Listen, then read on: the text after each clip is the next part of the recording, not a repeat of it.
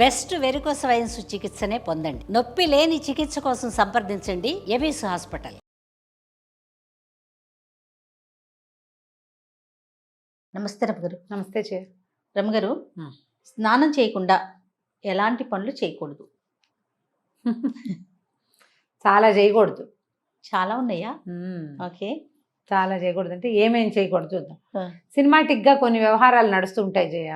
ఊళ్ళల్లో ఓ రకం, చాలా పనులు అయ్యాక కానీ ఊళ్ళో కొన్ని కొన్ని కొన్ని కమ్యూనిటీస్లో స్నానాలు చేయరు. వంట కూడా అయిపోతుంది, తర్వాత స్నానం చేస్తారు. కొన్ని చోట్ల తెల్లవారుగానే స్నానం చేస్తారు. తెల్లారగానే స్నానం చేసేస్తే వాకిళ్ళు ఉడ్చుకోవాలా, ఇల్లు ఉడ్చుకోవాలా, స్నానం చేశాక ఇల్లు ఉడవటము, బట్టలు ఉతకటము అవన్నీ చేయాలంటే ఒక చికాగ్గా ఉంటుంది కదా. పొద్దుటి పూట కొన్ని ప్రత్యేకమైన పనులు, వాకిలి ఉడిచి ముగ్గేసుకోవటం, వాకిలి ఉడిచి ముగ్గి నీళ్ళు చల్లటం, లేదా వాకిలి వరండా కడుక్కోవటం. పని మనిషి చేస్తుంది అనుకో, బాధే లేదు, పనమ్మ వేస్తుంది, ఎప్పుడో చేసేస్తుంది, ఓకే. లేకపోతే మనమే చేసుకోవాలంటే వాకిలి ఉడిచి ముగ్గేసుకోవాలి, నిద్ర లేవగానే బ్రష్ చేసుకోవాలి. ఈ బ్రష్కి ముందా వెనక అనేది మీ చాయిస్. వాకిలి కడుక్కోవటం దానికి బ్రష్ తోటి సంబంధం ఏం లేదు. పాచిమొహంతో వాకిళ్ళు ఉడుచుకుంటారు సాధారణంగా, అదేదో అయిపోతుంది. తర్వాత స్టవ్ దగ్గరికి వెళ్ళాలంటే స్నానం చేసే వెళ్ళాలి. పాలు కాఫీ డికాక్షన్ పెట్టుకోవడానికి కూడా స్నానం చేయాల్సిందే. స్నానం చేయకుండా స్టవ్ ముట్టుకోకూడదు అనే సిద్ధాంతం ఉన్న కుటుంబాలు కొన్ని ఉంటాయి. నాకు ఆ సిద్ధాంతం లేదు. మా ఇంట్లో మడికి పొయ్యి వేరు, మామూలు వంటకి మామూలు పాలకి కాఫీలకి స్టవ్ వేరుగా ఉండేది. అది ఇది ఒకటి కాదు. మా చిన్నప్పుడు చాలా సంవత్సరాలు అలాగే ఉంది. పైగా మడి వంట చేసుకునేటప్పుడు పొద్దుటి స్టవ్ కడుక్కుని స్నానం చేసి స్టవ్ కడుక్కున్నాకే స్నానానికి వెళ్ళి అప్పుడు వంట, కడిగిన పొయ్యి మీదే వంట. ఇప్పుడు నేను కూడా అంతే చేస్తా. స్టవ్ వంట ముందు స్టవ్ తుడుచుకోవటం నాకు అలవాటు. ఇప్పుడు ఇలా సిద్ధాంతంగా చెప్పలేకపోతాం. వాళ్ళ ఉద్యోగాలు, వాళ్ళ అవసరాలు, పిల్లల స్కూళ్ళు, మగవాళ్ళ ఆఫీసులు, వీళ్ళ సొంత ఆఫీసులు, వాళ్ళ ఇంట్లో ఉన్న పెద్దవాళ్ళు, ఇంట్లో ఏదైనా దేవతార్చన ఉంటే అక్కడికి వంట అందించటము, అన్నం వండేసి పొద్దున్నే దేవతార్చనకి ఇవ్వటము, ఈ బోల్డ్ వ్యవహారాలు ఉంటాయి కదా, దాన్ని బట్టి చేసుకుంటారు. స్నానం చేయకుండా దేవతార్చన చేయకూడదు, దీపారాధనలు చేయకూడదు, దేవాలయానికి వెళ్ళకూడదు, ఇతరుల ఇంటికి వెళ్ళేటప్పుడు స్నానం చేయకుండా వేరే వాళ్ళ ఇంటికి వెళ్ళకూడదు. మనం పక్కింటికి కాఫీ పొడప్పుకి అయితే పర్వాలేదు, ఓకే. కాఫీ పొడప్పు అయితే, కాకపోతే పొద్దునే వాళ్ళు ఎవరైనా పిలిచారు, వాళ్ళు స్నానం వచ్చాక చేద్దామని వెళ్ళకూడదు. వాళ్ళ ఇళ్ళ నుంచి వచ్చి స్నానాలు చేయకూడదు, అది తప్పు. ముచ్చట్లకి అట్లా వెళ్ళకూడదు అంటారా? ముచ్చట్లకైనా, ఏదైనా తాంబూలం తీసుకోవటానికైనా, ఎవరైనా గబుకొని మనకు అవసరం వచ్చింది ఏదో తెచ్చుకోవటానికైనా, ఒట్టి కాఫీ పొడి గురించి కాదు, కాస్త పెద్ద వ్యవహారాలు. ఎండెక్కాక స్నానం కాకుండా కొంచెం పొద్దెక్కక ముందే స్నానం చేయటం మంచిది. ఎవరైనా కూడా ఆరోగ్యం. బయటికి పనుల మీద వెళ్ళే వాళ్ళు స్నానం చేసి వెళ్ళాలి ఖచ్చితంగా. స్నానం చేసి దేవతార్చనో లేకపోతే ఒట్టిగా దేవుడికి ఒక నమస్కారమో చేసుకోవాలంటే స్నానం చేసి వెళ్ళాలి. ఎప్పుడు కూడా ఇంట్లో నుంచి బయటికి వెళ్ళేటప్పుడు, సాధారణంగా బయటికి వెళ్ళటానికి కాదు, పని మీద వెళ్ళే వాళ్ళు స్నాన నియమం ఉంచుకోండి. ఒకవేళ మీకు అలాంటి నియమం లేనట్టయితే దీన్ని యాడ్ చేసుకుని చూడండి, మంచి పాజిటివ్ రిజల్ట్ కనపడుతుంది. రాత్రికి స్నానం చేస్తాం అంటారు, రాత్రిపూట స్నానం చేసి పడుకుంటారా? రాత్రిగా స్నానం చేసాం, పొద్దునే స్నానం ఎందుకు అని మొహం కడుక్కుని వెళ్ళిపోతారు. స్నానం చేయకుండా కార్యాలయాలకి వెళ్ళకూడదు. ఒకటి, లక్ష్మీదేవి సహించదుట వీటిని. ఓహో, అది యాడ్ చేస్తే తప్ప మనం పని చేయము. మరి సూర్యోదయం అయ్యాక స్నానం అనేది మన నియమం. రాత్రిపూట స్నానం అసలు ఆరోగ్యమే కాదు. ఎండాకాలం చెమట్ల కుండలకి ఏదో 8-9 నీళ్ళు పోసుకుంటాం, కానీ అసలు రాత్రిళ్ళు స్నానం హెల్దీయే కాదు, చాలా బ్యాడ్ హెల్త్. సాయంత్రమే చేయ, చీకటి పడుతూ ఉండగా స్నానం చేయొచ్చు. రాత్రిళ్ళు పడుకునే ముందు అన్నాలు తినేసి పడుకునే ముందు చెమట పోస్తుందని ఓ బకెట్ నీళ్ళు పోసుకుని పడుకుంటారు చూడు, వీళ్ళకి వాతపు బాధలు అధికంగా ఉంటాయి. ఆయుర్వేద వైద్యులు వద్దని చెప్తారు. రాత్రిపూట స్నానం చేయకూడదు. గర్భవతులు చేయకూడదు, బయట పీరియడ్స్లో ఉన్న వాళ్ళు చేయకూడదు.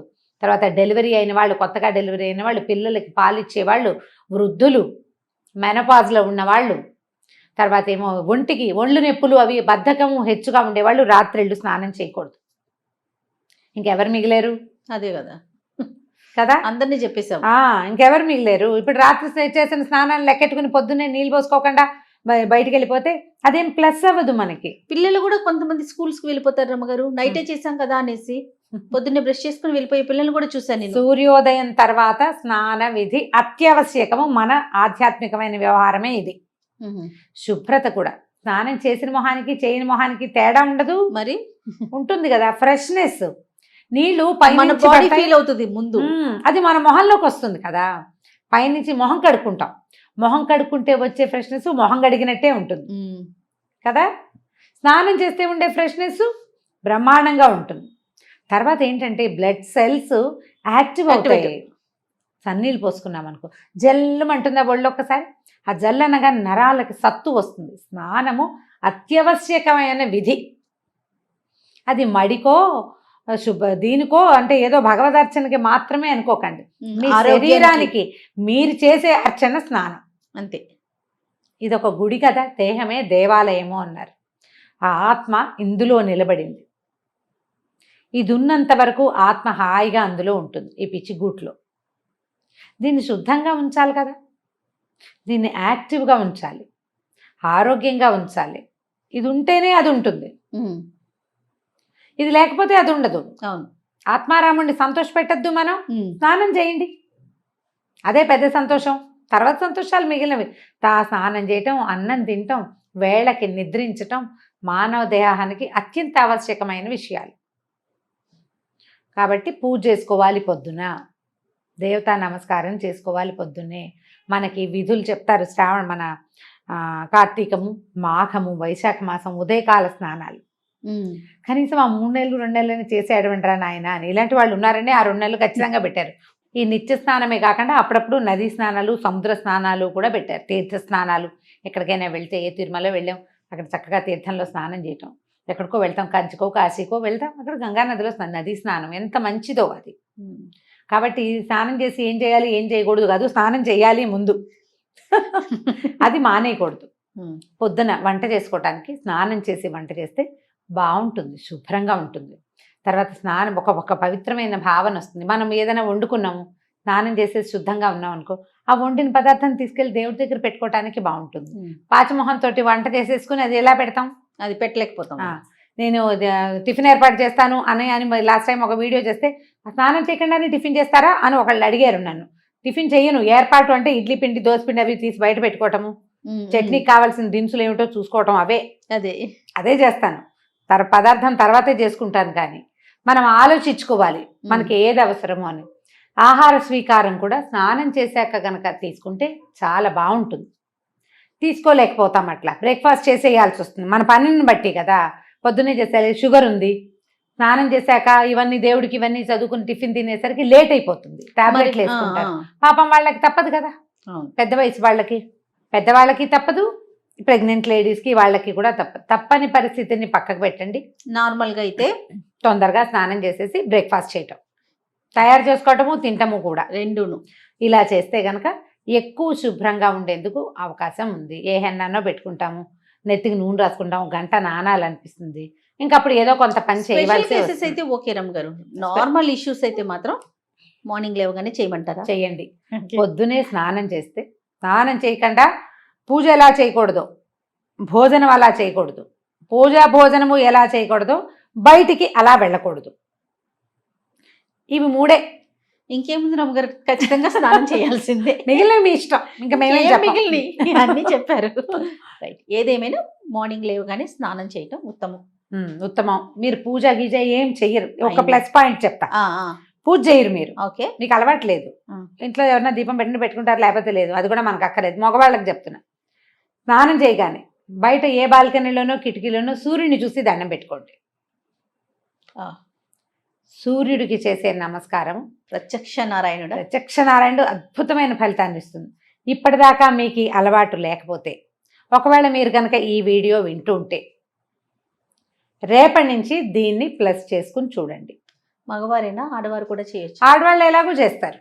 ఓకే, మీకు అలవాటు లేకపోతే అని చెప్తున్నాను. మీ ఇంట్లో అంటే దీపం, అమ్మాయి దీపం పెట్టుకుంటుంది, అతనికి అలవాట్లేదు, అతనికి ఒకవేళ అసలు మన ఇంట్లో దీపాలే లేవు, ఇది జాతి విచక్షణ లేదు. ప్రతి ఒక్కరు అసలు పూజలు గీజలు చేయరు, వీరేదో ప్రార్థన చేసుకుంటారు, మీ విధానాలు మీకున్నాయి. అయినా కూడా మీకు సూర్యుడు అవసరమే కదా, సూర్యుడు అందరి వారుడు కదా. స్నానం చేసి సూర్యుడిని చూడండి పొద్దున్నే, బిఫోర్ 9 చేయండి, చాలా మంచిది. మీకు ఆ సూర్యుని చూడడానికి నచ్చింది అనుకోండి, కాసేపు కళ్ళు మూసుకుని అక్కడే నుంచోండి ఆ సూర్యకిరణాలు పడేలాగా.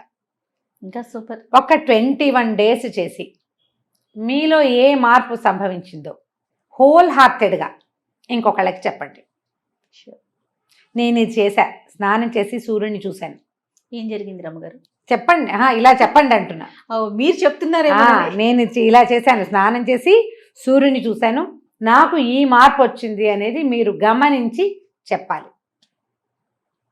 అప్పుడు పొద్దున్నే స్నానం చేయటంలో ఉన్న ఫలితం ఏంటో తెలుస్తుందేమో, మీరే అందరికీ చెప్తారు. ఎర్లీ మార్నింగ్ సూర్యుని చూడడంలో ఉన్న ఆత్మానందం ఏంటనేది చూసేవాడికే తెలుస్తుంది. మీరు బాగా ఎంజాయ్ చేస్తున్నారు. రైట్ రామ్ గారు, నమస్తే అండి. నమస్తే.